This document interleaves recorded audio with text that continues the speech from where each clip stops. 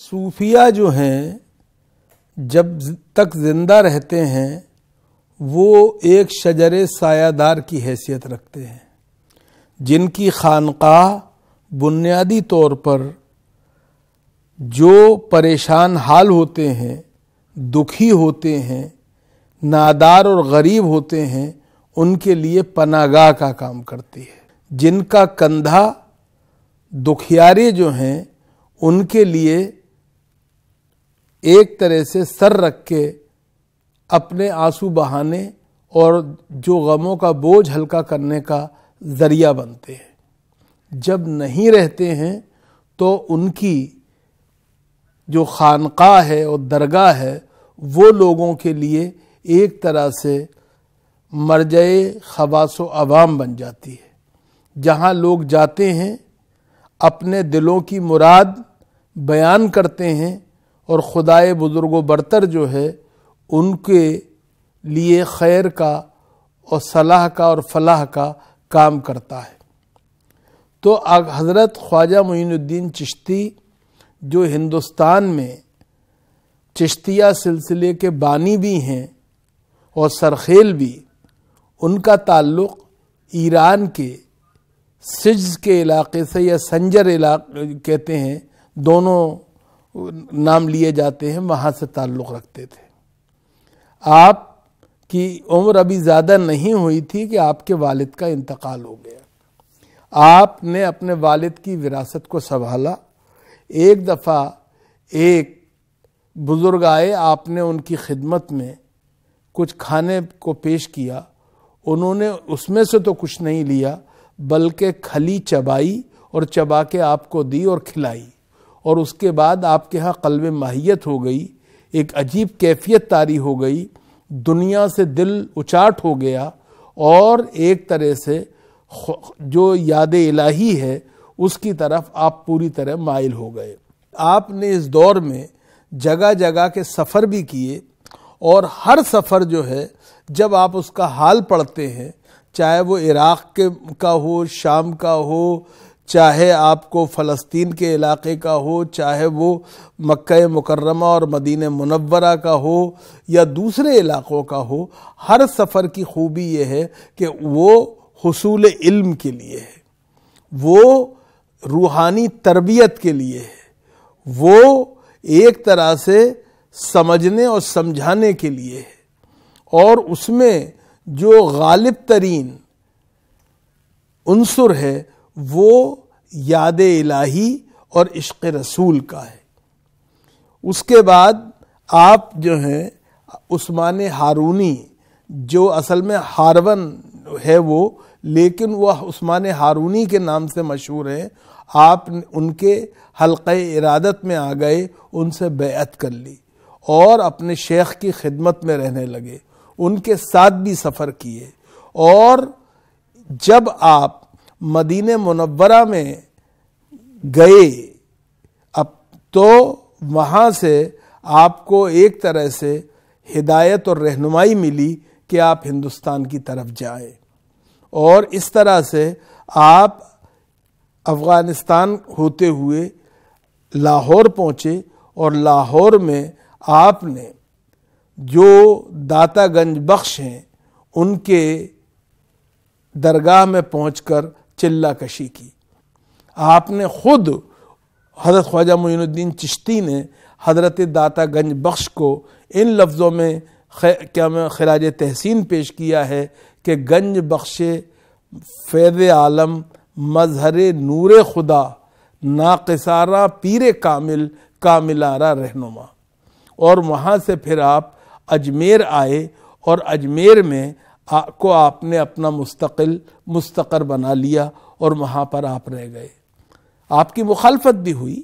لیکن آپ اس سے گھبرائے نہیں، بلکہ لوگوں کے ساتھ محبت شفقت سے پیش آتے رہے، اور جو شر پسند تھے ان کا اپنی روحانی طاقت سے مقابلہ بھی کرتے رہے، اور بالآخر اس میں آپ کو غیر معمولی کامیابی نصرت خداوندی کے ذریعے ملی۔ خواجہ صاحب جو ہیں انہوں نے ہندوستان میں جو چشتی صوفی سلسلہ ہے اس کی بنیاد رکھی، اس کا آغاز کیا۔ اور جو اس میں دلچسپ بات ہے وہ یہ کہ آپ کا رشتہ زمین سے ہمیشہ جڑا رہا اور زمینی لوگوں سے ہمیشہ جڑا رہا۔ آپ نے لوگوں کے اندر کوئی فرق نہیں کیا، بلکہ آپ کی خانقاہ میں جو لوگ آتے تھے ان سے ان کا مذہب، ان کی ذات اور ان کا نام نہیں پوچھا جاتا تھا، بلکہ کھانے کو پوچھا جاتا تھا، ان کی ضرورت کے بارے میں معلوم کیا جاتا تھا، ان کی جو دکھ اور پریشانی تھی اس کے بارے میں جانا جاتا تھا، اور ان کی تالیف قلب کے لیے، ان کے پریشانیوں، مصائب اور مسائل جو تھے ان کے دور ہونے کے لیے آپ اللہ سے دعا بھی کرتے اور ضرورت ہوتی تو دنیاوی سفارش بھی کرتے۔ خواجہ صاحب کی ایک شخصیت کا پہلو بہت دلچسپ ہے، اس کو ہم سرسری طور پہ لے لیتے ہیں، لیکن آپ نے ہمیں یہ درس دیا کہ ہمارے یہاں دریا کی طرح سے شفقت ہونی چاہیے، سورج کی طرح سے سخاوت ہونی چاہیے، اور زمین کی طرح سے عجز، انکساری اور ایک طرح سے اس خاکساری ہونی چاہیے۔ پانی آج بک رہا ہے، دنیا میں جنگ کے جو بادل مستقبل میں ہمیں منڈراتے نظر آتے ہیں وہ پانی کی بنیاد پہ نظر آتے ہیں۔ اسی طرح سے اوزون کی پرت کو لے کر سورج جو ہے اس کے بارے میں ہمیں فکر مند ہونا چاہیے۔ ہمیں یہ بھی نہیں بھولنا چاہیے کہ زمین جو ہے وہ بنیادی طور پہ اس پر ہم ایسا بوجھ نہ ڈالیں کہ وہ ہمارے بوجھ کو سہار نہ سکے۔ تو آپ نے جو سبق دیا تھا ہمیں وہ یہی دیا تھا کہ تم دریا کی طرح سے شفقت تمہارے اندر ہو کہ تم سب کو سیراب کرو، سب کی پیاس بجھاؤ، سب کی ضرورتیں پوری کرو۔ آپ نے سورج کی سخاوت کو کہا جو سب کو روشنی بھی دیتا ہے، حرارت بھی دیتا ہے اور زندگی بھی دیتا ہے، اور آپ نے زمین کے طرح سے کہا کہ خاکساری اور انکساری سے اور عجز سے کام لو، جس کو سب پامال کرتے ہیں لیکن وہ سب کا بوجھ خوشی خوشی اٹھاتے ہیں۔ آج جو ہیں ان میں ایک اور اہم پہلو جو ہے جسے نظر انداز نہیں کرنا چاہیے وہ یہ ہے کہ آپ نے اپنے اخلاص سے، اپنے اخلاق سے اور اپنے کردار کی پختگی سے لوگوں کو اپنی طرف متوجہ کیا، اور وہ سلسلہ جو ان سے شروع ہوا تھا آج تک جاری ہے۔ انہیں اللہ کے رسول نے ہدایت کی تھی کہ وہ ہندوستان جائیں، اور یہ ہندوستان وہ تھا جہاں سے کہ میر عرب کو خود ٹھنڈی ہوائیں آتی تھیں۔ تو ایک خاص ملک کا انتخاب جو اللہ کے رسول کو پسند تھا، اس کے لیے انہوں نے حضرت معین الدین چشتی کو چنا اور انہیں یہاں بھیجا۔ حضرت معین الدین چشتی علیہ رحمہ جو ہیں ان کے اگر آپ اقوال کو دیکھیں اور ان کے معاملات کو دیکھیں تو آپ کو پتہ چلے گا کہ وہ غیر معمولی نوعیت کے ہیں۔ خوف خدا اور خدمت خلق کو آپ نے ترجیح دی، اور ایک بات جو بہت اہم ہے اور جس کو نظر انداز نہیں کرنا چاہیے وہ یہ ہے کہ آپ نے کہا کہ اگر تم وظائف میں مصروف ہو، ذکر اور اذکار میں لگے ہوئے ہو، ایسے وقت میں تمہارے پاس کوئی ملنے کے لیے آدمی آ جائے تو اپنے ذکر و اذکار کو اور اپنے اوراد و وظائف کو چھوڑ دو اور اس کے ساتھ بات کرو، اس سے رابطہ قائم کرو۔ یہ ایک بڑی بات ہے۔ ہمارے یہاں جو لوگ صرف عبادت ہی کو سب کچھ سمجھ لیتے ہیں، اوڑھنا بچھونا بنا لیتے ہیں اور انسان کو نظر انداز کرتے ہیں یا اس کی ناقدری کرتے ہیں، یہ اس کے بارے میں ایک ہمارے لیے بہت اہم سبق ہے جسے ہمیں سمجھنا چاہیے۔ حضرت خواجہ معین الدین چشتی جو غریب نواز ہیں، جو عطائے رسول ہیں، جو ہند الولی ہیں، جو ایک طرح سے چشتیہ سلسلے کے بانی اور امام ہیں، ان کی غیر معمولی مقبولیت کا اندازہ اس سے لگایا جا سکتا ہے کہ جنوبی ایشیا میں ان کی درگاہ اکیلی ایسی درگاہ ہے جو کہ ہندوستان میں کی پارلیمنٹ کے ایک خصوصی ایکٹ سے گورن ہوتی ہے۔ اور یہ ایکٹ کا تذکرہ میں اس لیے کر رہا ہوں کہ بقیہ ساری درگاہیں جو ہیں وہ وقف ایکٹ کے تحت آتی ہیں، لیکن اجمیر شریف کی درگاہ کا یہ اختصاص ہے، یہ امتیاز ہے کہ وہ ایک علیحدہ ایکٹ سے گورن ہوتی ہے۔ اور دوسری بات جو ہے وہ یہ کہ وہ ہندوستان میں اجمیر شریف کی واحد ایسی درگاہ ہے کہ جس کی وجہ سے ایک تو اجمیر شریف ہو گیا، اور دوسری بات جو ہے جہاں کوئی بھی سربراہ مملکت جنوبی ایشیا کا یا دنیا کے کسی حصے سے آتا ہے تو وہ اجمیر کی حاضری کو اپنے لیے سعادت جانتا ہے اور اپنے لیے شرف کا باعث مانتا ہے۔ حضرت معین الدین چشتی علیہ رحمہ کی جو درگاہ ہے اس میں آپ نے لنگر کی جو روایت شروع کی وہ بعد میں ہر خانقاہ اور ہر درگاہ کا لازمی حصہ بن گئی۔ آپ نے اپنے بیٹے جو تھے ان کی تو عرفان اور تصوف کے میدان میں تربیت کی ہی کی، ساتھ میں اپنی بیٹی کی بھی کی، اور بیٹی ایسی بڑی عارفہ تھیں، ایسی بڑی صوفی تھیں کہ غیر معمولی اہمیت کی حامل تھیں، اور بعد میں آپ نے انہیں اپنا ایک طرح خلیفہ بھی بنایا۔ تو حضرت خواجہ صاحب نے ہمیں جو جنسی تفریق ہمارے یہاں ہیں اس سے باز رکھا اور یہ بتایا کہ اللہ کو وہی عزیز ہے جو اللہ کو زیادہ یاد کرتا ہے اور بندوں کی خدمت کی زیادہ فکر کرتا ہے۔ حضرت خواجہ صاحب کا ایک بڑا کارنامہ یہ بھی ہے کہ آپ نے حضرت خواجہ قطب الدین بختیار کاکی، حضرت بابا فرید الدین گنج شکر، حضرت نظام الدین اولیاء اور حضرت شاہ نصیر الدین چراغ دہلی،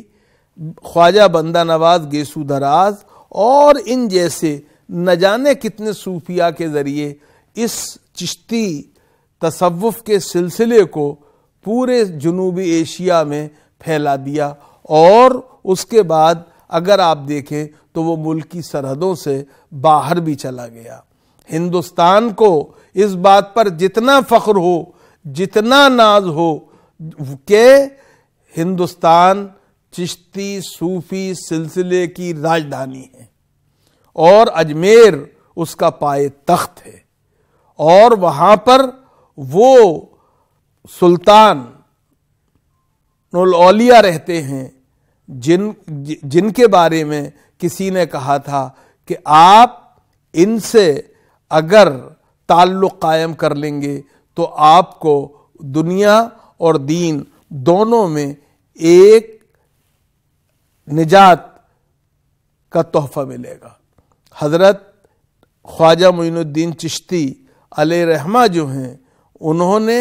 ہمارے یہاں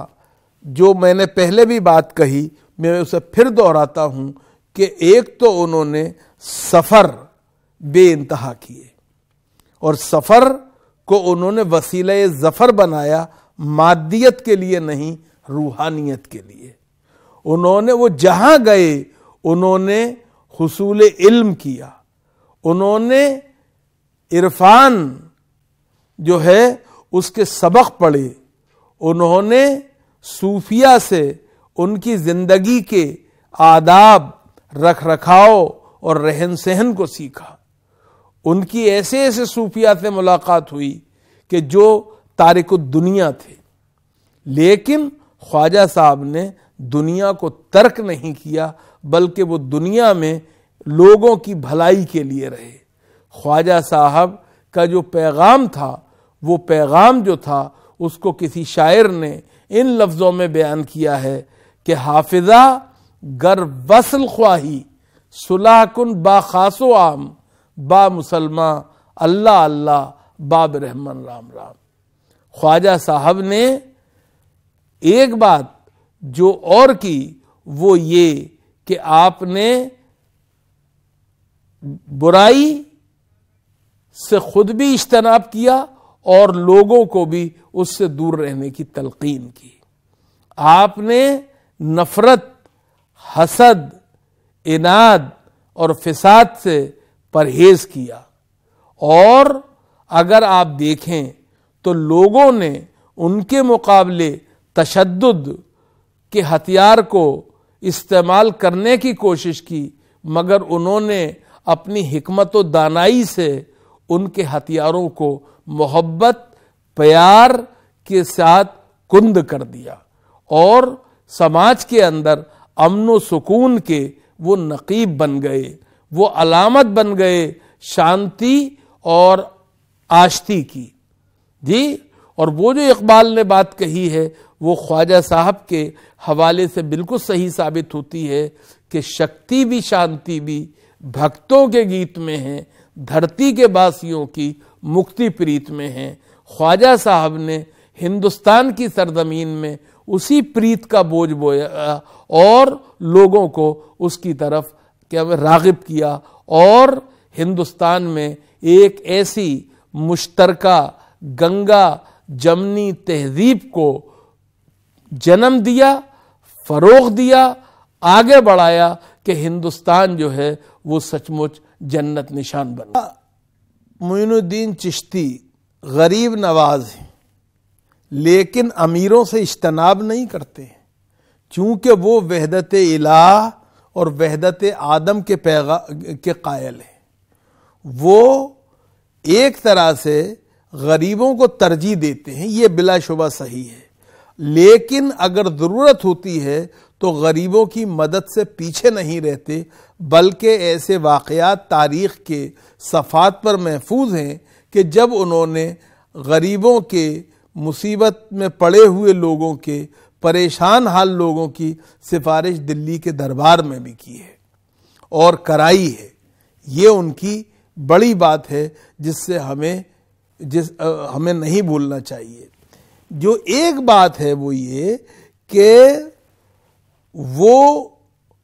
مرکز سے، دہلی سلطنت کا مرکز تھا، لیکن وہ اجمیر میں تھے۔ اجمیر میں رہ کر انہوں نے جس طرح سے اپنے پیغام کو عام کیا وہ غیر معمولی ہے۔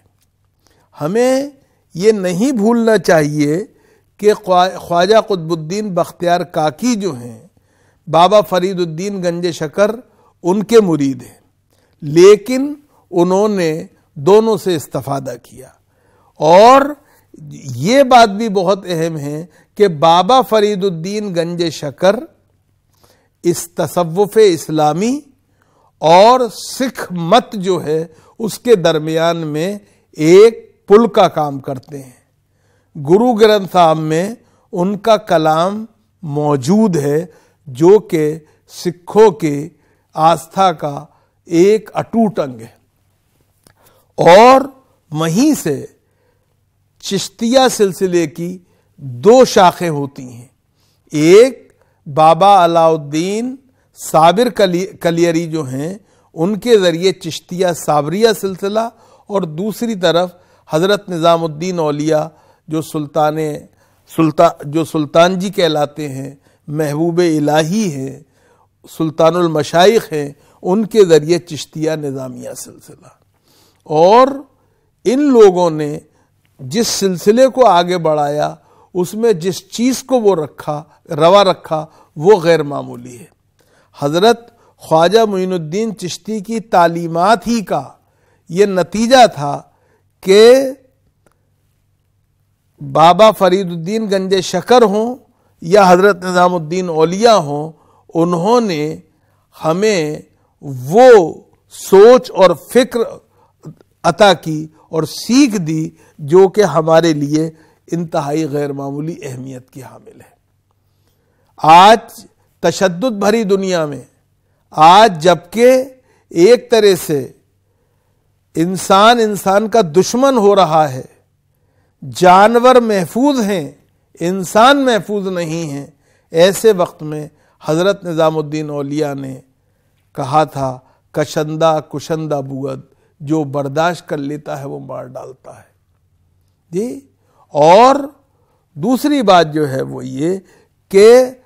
انہوں نے صاف کہا کہ ہم کانٹے بچھانے والوں کی پیروی نہیں کرتے، بلکہ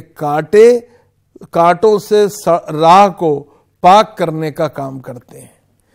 صوفیہ کا یہی پیغام تھا اور یہی روش تھی جس نے ہندوستان میں لوگوں کے دل جیت لیے۔ انہوں نے مذہب کی بنیاد پر، ذات کی بنیاد پر، علاقے کی بنیاد پر کوئی تفریق نہیں کی۔